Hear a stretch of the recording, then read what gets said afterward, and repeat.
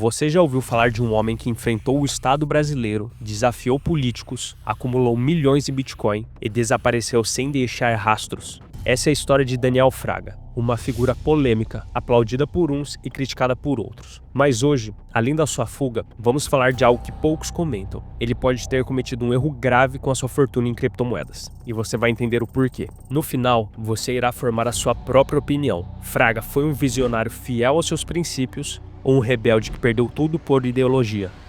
Quem foi Daniel Fraga?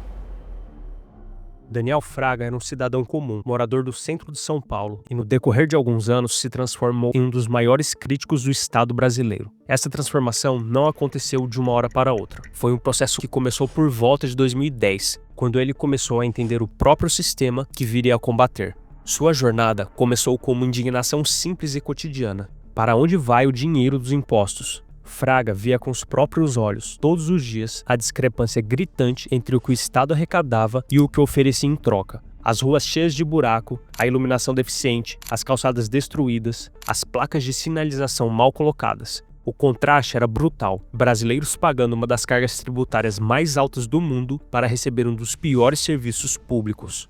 Com uma câmera na mão, Fraga começou a documentar essa precariedade. Ele saía pelas ruas mostrando a infraestrutura pública em ruínas, sempre fazendo a pergunta que incomodava: para onde vai o nosso dinheiro?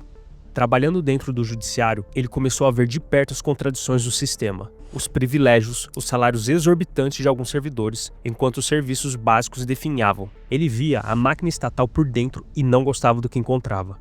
Com isso, em 2012, ele se tornou um dos primeiros youtubers brasileiros a se declarar anarcocapitalista publicamente. E a ideia do Bitcoin representava a materialização de suas ideias, uma moeda que poderia libertar as pessoas do sistema financeiro tradicional. A partir daí, Fraga escalou suas críticas. Ele começou a atacar abertamente o Estado e tudo que ele acreditava ser parte de um sistema corrupto. O Estado era uma máfia que cobrava proteção, mas não protegia ninguém.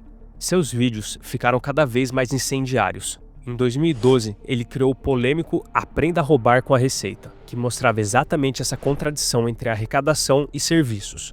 Sua mensagem ficou clara: mostrar como o Estado cobra caro e entrega pouco, e fazer a pergunta que nenhum político quer responder honestamente: se pagamos tanto, por que recebemos tão pouco? Aqui eu bato palmas para o Daniel Fraga. Sabe o que mais me impressiona nele? Enquanto todos nós, eu, você, seus vizinhos, seus amigos, reclamamos do sistema, nós continuamos pagando cada centavo que nos obrigam.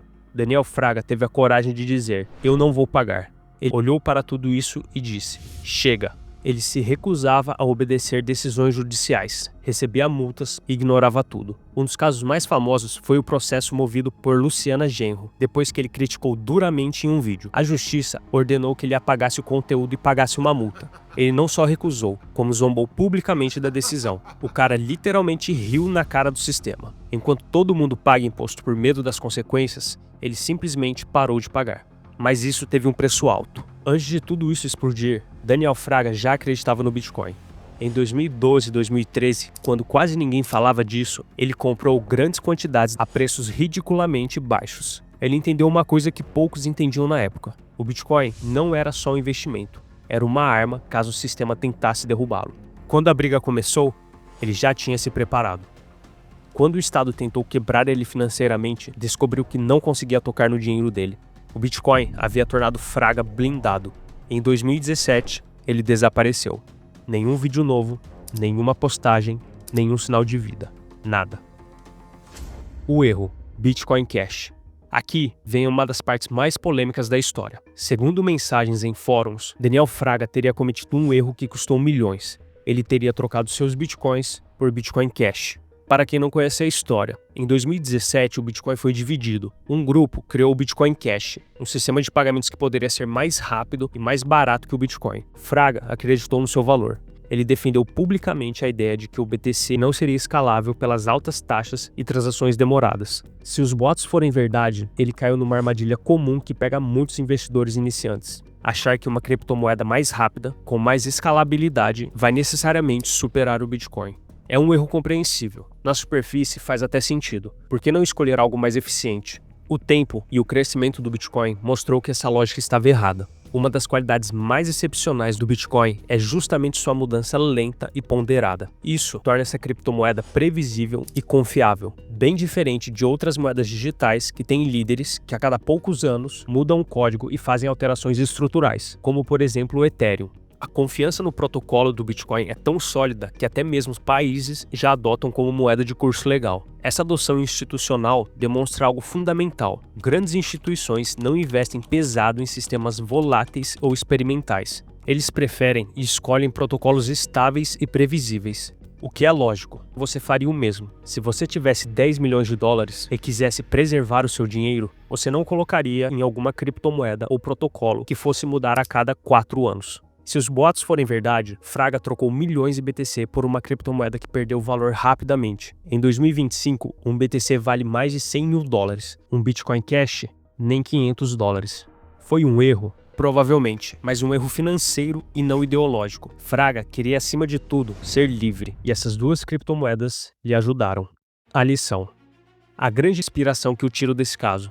Todo mundo que está assistindo esse vídeo já pensou em fazer o que o Daniel Fraga fez. Já viu o quanto é descontado de imposto no seu salário e pensou, isso é um roubo. E já se perguntou, e se eu simplesmente não pagasse? A diferença é que Daniel Fraga realmente se revoltou e falou chega, e o Estado não perdoou a sua revolta. Mas será que brigar de frente é a melhor estratégia? Você tem filhos, esposa, pais que dependem de você? Você pode se dar ao luxo de desaparecer? A verdade é que a maioria de nós não pode, e talvez não precise. Existem outras formas de também resistir. Como? Tirando seu dinheiro do sistema, escolhendo onde colocar a sua riqueza. Todo real que você mantém no banco é um voto de confiança no sistema. Todo real que você converte em Bitcoin é um voto de desconfiança. Quando você compra BTC, você está dizendo, eu não confio na moeda que vocês imprimem do nada. Eu não aceito que vocês desvalorizem meu dinheiro com a inflação. Eu quero controlar minha própria riqueza.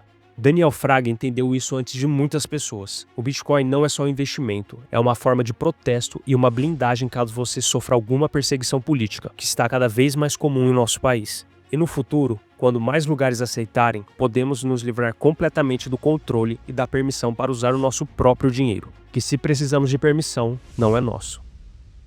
Desde 2017, ninguém sabe onde está o Daniel Fraga. Alguns dizem que ele foi morar no Japão, outros acham que ele mudou de nome, que vive em algum paraíso fiscal, fora do radar. Há quem acredite que ele morreu. O fato é, não cabe a mim procurá-lo. Ele já sofreu perseguição demais nessa vida. As suas lições e exemplo para o mundo já são mais do que poderíamos pedir dele. A pergunta não é se você deve se revoltar contra um sistema que te rouba todo mês. A pergunta é como você vai fazer isso sem destruir a sua vida no processo. Tem muita história que o Brasil esqueceu, e a gente está aqui para lembrar que a ideia pela qual ele lutou nunca seja esquecida.